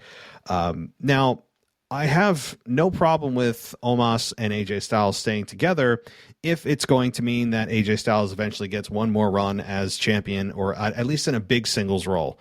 So I know that all of us are kind of feeling that way, that AJ has been sort of hidden in this tag team for a while. I think it's to kind of guide Omos until they feel he's ready to go off on his own. So Omos is getting the guidance and sitting under the learning tree of AJ Styles, albeit AJ is nowhere near the type of wrestler that Omos is going to be, but he still has knowledge that I'm sure he's sharing with him, and he's also getting exposure while not having to deal with one-on-one matches. So I understand why they're together, and getting sitting under the learning tree of AJ Styles, picking the brain of AJ is certainly a good place to be. So, yeah, I think the right person won here. Omos getting the victory with his double choke slam, double hand choke slam, two-handed choke slam, as I guess they call it. But yeah, anything else before we move on? Well, definitely AJ is the player coach for Omos, and I think because because AJ is such a consummate professional, I think what he's teaching him is selling, ring presence, ring psychology. You can't teach a big man, small man moves. I think one of the things that made Braun Strowman evolve in the ring so incredibly fast is that he was training with Luke Harper, who is a fantastic big man. And a lot of people don't know that's why he was paired up with the Wyatt family, because they were about the same size, and Luke Harper was amazing, God rest his soul. So I think it's okay. This is where we stand in the ring. This is how we sell. This is our demeanor. This is, this is how you call the spots with someone so much smaller than you. I think that's the things that AJ brings to him, plus making sure that he's up to date on backstage etiquette, making sure that he doesn't get heat with the boys, making sure that if he knows he's going to get a push, he doesn't run his mouth. I think that's what AJ brings to Omos. I wish he had a bigger man teacher. In fact, I think the perfect teacher for him would have been Cesaro. He's not as big, but they have a very similar build, and Cesaro's incredibly strong, and he could teach him how to use that body to his advantage, I think, a little bit better. But he doesn't have that charisma that AJ has. And while he's respected backstage, I think AJ is just on a bit higher of a level. So that's all I've got to say about that. And the closing with Mason T-Bar, it's like you said, I think they kind of look like a demolition knockoff. I wanted to bite my tongue in saying Ascension. Ascension had all the hopes in the world coming out of NXT. But the problem is they look like two guys who were balding with mullets. They didn't look like two guys who you didn't want to meet in a dark alley. Not to say take anything away from them. I had a buddy who hung out with them for a couple days, and they were the nicest guys in the world. But you look at Mason T-Bar and you say, okay, these guys look the part. Yes, they did some generic moves, but can it be tuned up? I know what Dijak can do, T-Bar. I know what he can do. So him wrestling, that's not a problem. But it's like you said, creative doesn't know what direction we're going to go in with you. How do we sell you? We've presented you, but how do we want the kids to buy that action figure at Christmas? How are we doing that now? So, I could look at a steak through a window, but if I'm not salivating, I'm just going to walk right by it. Now, if I can smell it and I see someone enjoying it, I just might want to bite. Oh, you're killing me. I was just trying to not eat before dinner, before bed, right? Like your food references get me every time. We actually just did have steak tonight. So, but nonetheless, I think you're right. It is not just in ring. It is the backstage stuff, the stuff that you don't necessarily know as a new guy. He is a huge dude, but he has yet to earn the respect of the boys in the back. So AJ is likely guiding him through the politics, through, like you said, the backstage stuff, watching your ego, who you should talk to. Like, he's giving him, I would assume, the 411, as they say. They still say that, the 411. Does people still say that, or am I dating myself? I'm not. I'm older than you and way less hip. Okay, so not a good. I guess you're not a good person to ask. But so anyway, everyone's thinking like, wait, the what? But he gives them the down low. How about that? He gives them the down low about what is going on backstage, and like you said, how to do the maneuvering backstage, and how to advocate for yourself, and how to give in a match, take in a match. So you're right. Yeah, I think that is what he's learning. And as far as a big guy, it is actually a shame that he doesn't have maybe like a Paul White Big Show to speak to. I think he would have been a great mind to pick. A guy that's been in the business for 30 years certainly would be a good guy to ask. And I know that he's in AEW, and he just had a match with QT Marshall in AEW, and which was I mean, it was I watched it on All Out. Paul White at this age, you can't expect much. It's he's a big dude. His joints are locked up. He doesn't have a whole lot of matches, which makes him even more kind of stiff. But anyway, I'm not here to talk about Big Show or Paul White. I'm here to just say that it's a shame that he is in AEW and he's not there as like an agent or something to help somebody like an Omos in the ring, and able to tell him how to work as a big guy, because he would know. But I think regardless of all that, he's still doing pretty damn good for his size. And he's got such a presence that I think it washes away a lot of the inability and greenness he has in the ring, because his presence is just so damn, like, he commands it. And when he's on the screen, you watch. You want to see what he does in the ring. And when he has a face-off with somebody like Bobby Lashley, man, you stick to your screen. You want to know what's going to happen. So I think Omos has a very bright future, but I'm on the slow burn path with this guy. I don't need him winning the Rumble. Although him entering the Rumble is going to be fun. I'm sure it'll take 18 guys to get rid of him, but I want a slow burn. So, all right. Two more things, and then I'll toss it to you. Is number one, I really don't know how much to say about this. Eva Marie versus Dewdrop. I mean, my thoughts on this. I watched it. It was, again, not on Hulu for good reason. I get why. And I watched it on YouTube afterwards, and I mean, it was a 3-minute, like it's kind of what you expect. I will say, Dewdrop is, I think she's actually more athletic than people give her credit for. I think she's more athletic in certain ways than Nia Jax, who has a similar body type. I think that she does have a nice future in WWE. Unbelievably, I think she is more limited by the limitations of Eva Marie than she is by her body type, which I know that, Nia Jax is limited because of her body type. It's just the way it goes. She's a bigger woman. She's not going to be able to keep up and at the pace that people are used to in normal WWE matches. But I think Eva Marie is just flat out not good in the ring. I mean, she's just not good.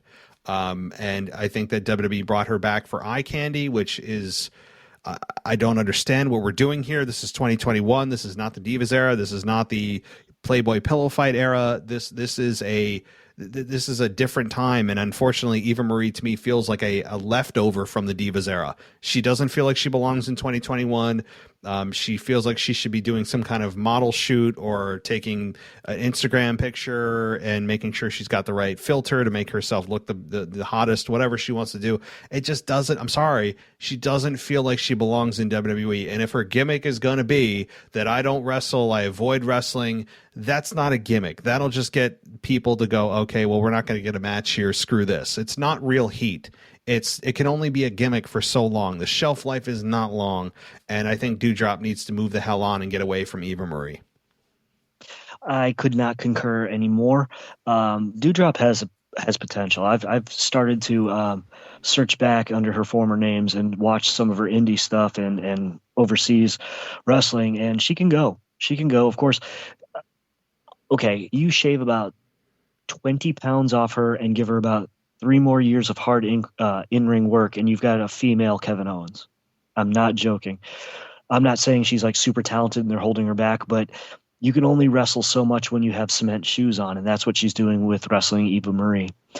Eva, okay, Dewdrop looks green in the ring because she's wrestling someone who's just god-awful. And I'm surprised that they let Lana go when they didn't have their dream match of Lana versus Eva.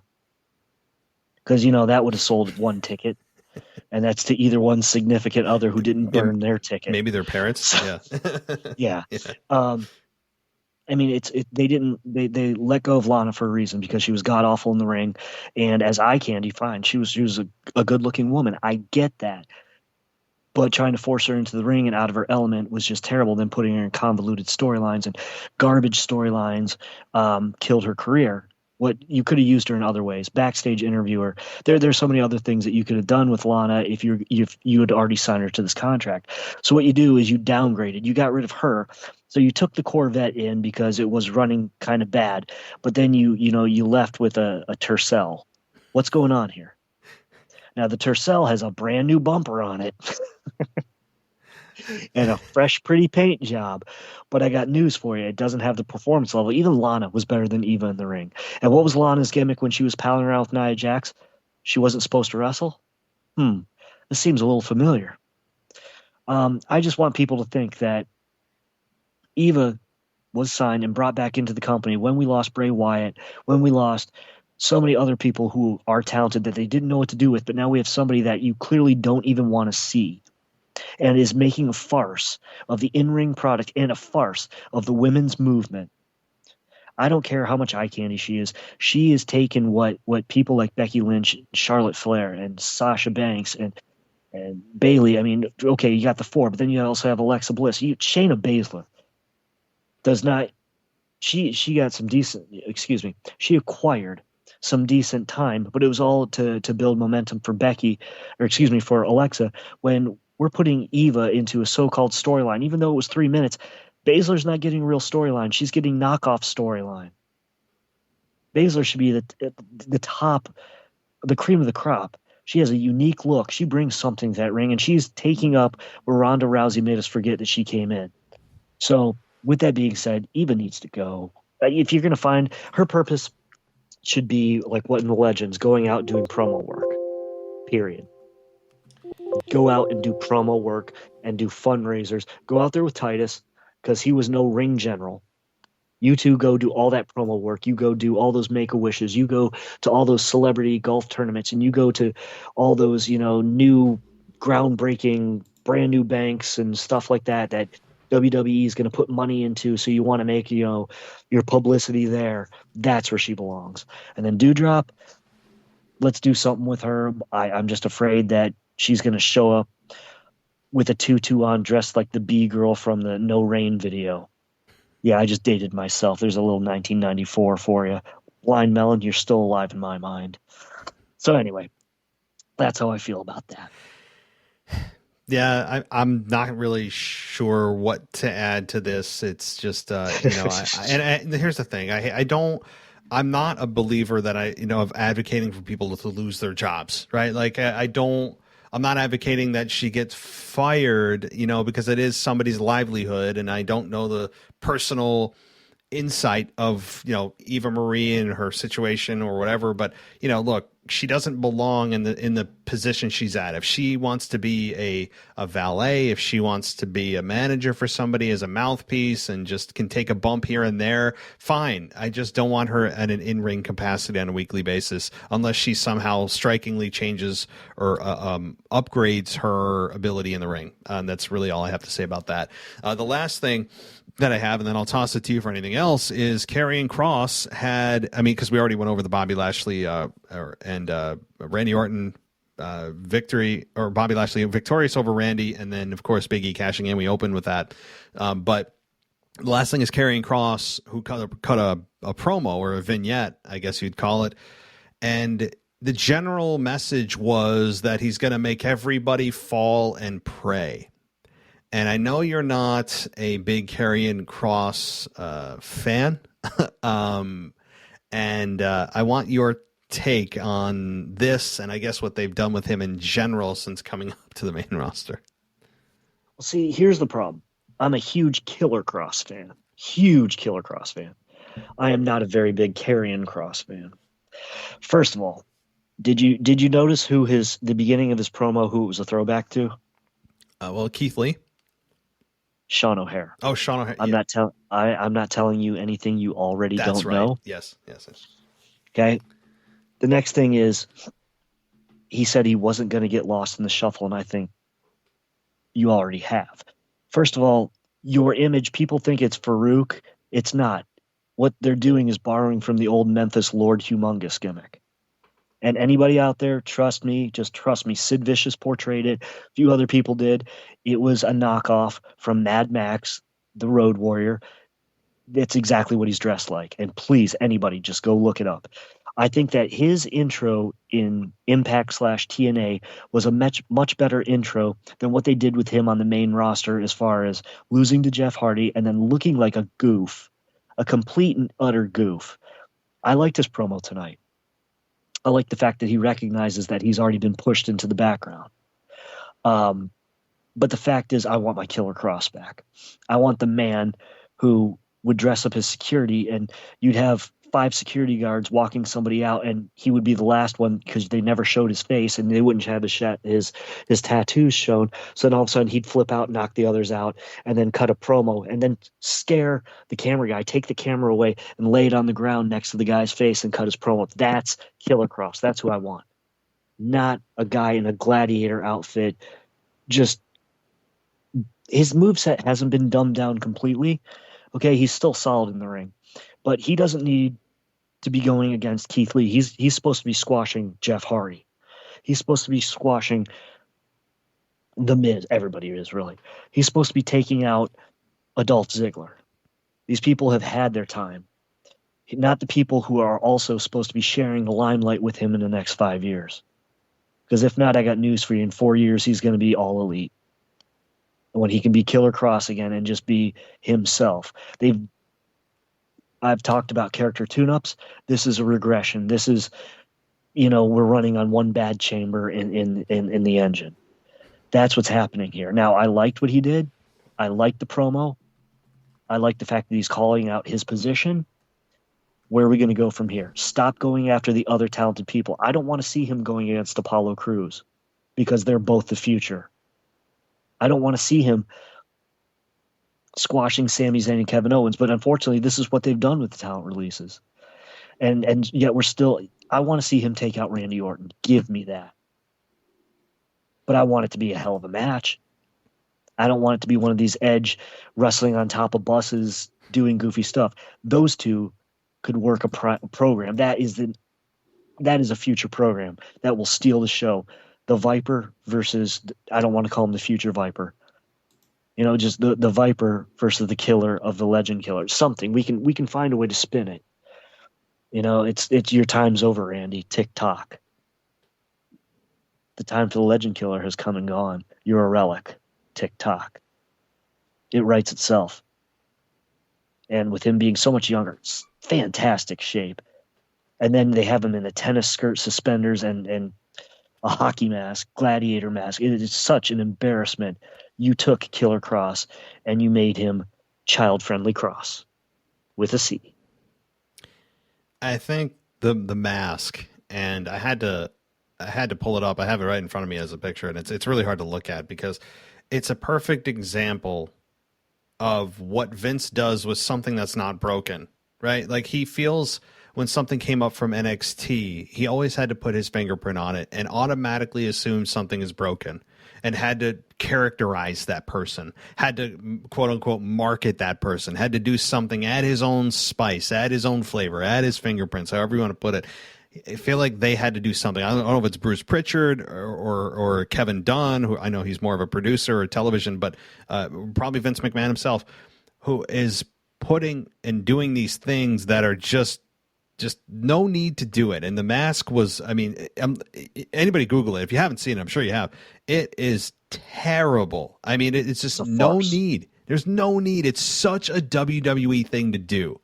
When something's not broken, by God, we're going to fix it. And this didn't need it. And that said, I liked the promo. I did. It was engaging. Karrion Kross is a very engaging and magnetic personality that you want to listen to speak, because I actually do believe what he's saying.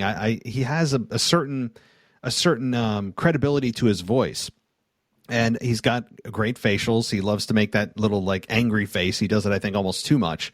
But I do enjoy his in-ring style. I think that they should take the mask and throw it right straight into the dumpster and then bring it to the landfill and make sure that it's gone. I want nothing to do with that mask, nor do I think any of the fans want anything to do with it. It was roundly mocked by everyone that saw it. I mean, it was I don't know who he was appealing to, but anyway. Again, this is I think a statement to be made by Karrion Kross to say, hey, this is a fresh start. I know that, this was not a good choice for Jeff Hardy to beat me on my first night. Since then, though, Karrion Kross has been victorious on Raw, yet Samoa Joe beat him for the NXT title. And now I'm here on the main roster, and I don't know who his first opponent's going to be, though. I don't know. I know that you mentioned Randy Orton. I don't think he'll go that way right away. Probably be a while. But yeah, I'm on board for this. If they just go back to basics with Karrion Kross, get rid of the hokiness, get rid of the marketing garbage, and just let him be himself. And this backstage promo was really good. I did enjoy it. Like I said, I want more Killer Kross. I want more of what I loved about his sneak attacks and the things he did in Impact, and to a little bit lesser extent MLW, excuse me. It's just the fact that he combined his snarkiness and his overpowering with creativity in his sneak attacks. He would keep, I don't know if he had any kind of license with it, creative license, but he would keep his character off the screen, or if he was going to sneak attack you, like the Druids, okay? Like you knew CM Punk was going to be one of the Druids. But with Kross, it could be a segment where you don't know, because he had the foresight, I think, with his character and his creative to make it not necessarily more of a surprise, but pop a little bit better, pop a little bit crisper. So when you think everything's all right, there he is at the end. Honestly, like you said, he and Randy aren't going to happen right away, but could I see it for WrestleMania? Absolutely.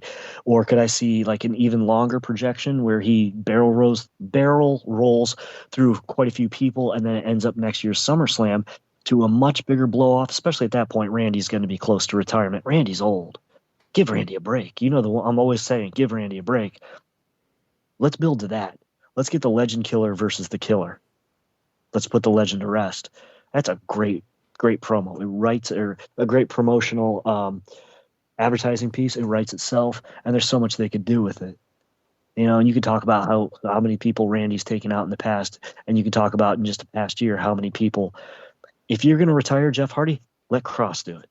If you're going to retire anybody else who's old, let Kross do it. But not with that jock strap on his face and those goofy suspenders and those tennis shorts. I mean, that's how you kill a character. It's like when Keith Lee first came up. Remember, they changed his music, changed his tights.